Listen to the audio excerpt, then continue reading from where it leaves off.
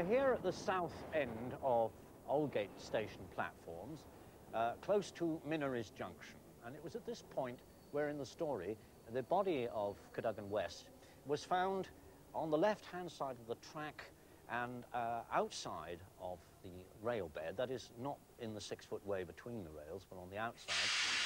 And we know that although it appeared that the body had fallen from the train, Holmes discovered later that it had actually been placed on the roof of the train at some considerable distance away from an overhanging window. Now, if it had travelled on the roof of the train, the question is what kind of train it had travelled on. Was it a circle train that had actually travelling in this direction, anti-clockwise round the circle on the inner rail, sweeping this way into Aldgate on its way round the northern half? Or was it some other train on one of the other services run along the south side of the circle, some of the Metropolitan District services from West London, which did not come into Aldgate but swept round through over those points, you see the points there and the crossovers, and took that right-hand curve to Aldgate East.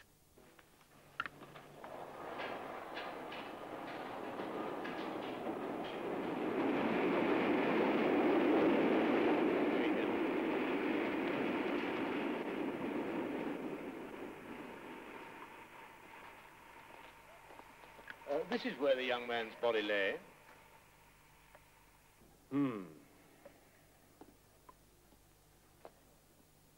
Aha. What is it, Holmes? Points. The point and a curve, too. Points and a curve. Is there a great number of points on this section of the line? Very few, sir. What is it, Mr. Holmes? You got a clue? An indication.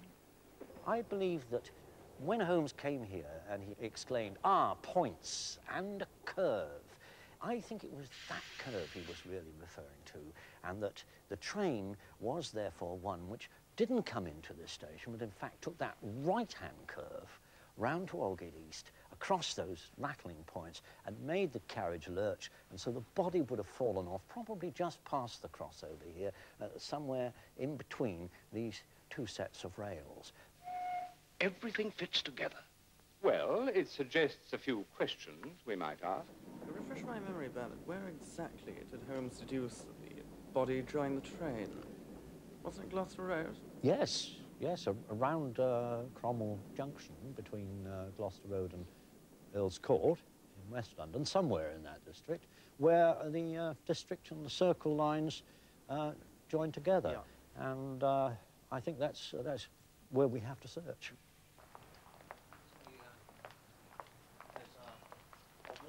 See over around here. Yes, there's an overbridge just round the corner here from which we can get a different viewpoint of the house. It should be interesting.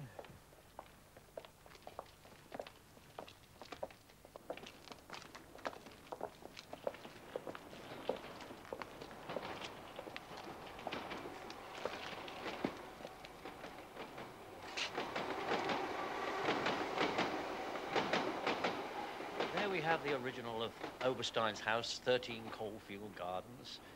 Which one exactly, Bernard? Number 28 there, with that little extra bit sticking. Yes. Because that was the only one in 1895 which had that piece stretching out so close to the parapet wall at the top of the cutting, from which it would have been practical to have opened that sash window and two men manoeuvre that body out onto the parapet wall and swung it over and onto the roof of a train below in the fog. Of course, it was a longer trot than Watson makes out, him and his 4 feet, you know. Tell me, I noticed that trains seem to come straight by here.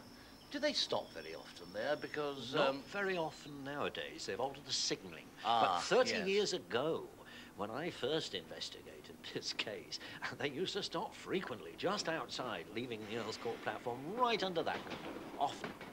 Yes, and I think they did in steam days, because there was a signal post just down here which held them up for Cromwell Junction when the circle trains were coming round. They had to stop. And I think that, having combed the thing pretty thoroughly all around here, I found that number 28 there, the only possible house in which I think Hugo Oberstein could have dropped that body onto that train in the fog.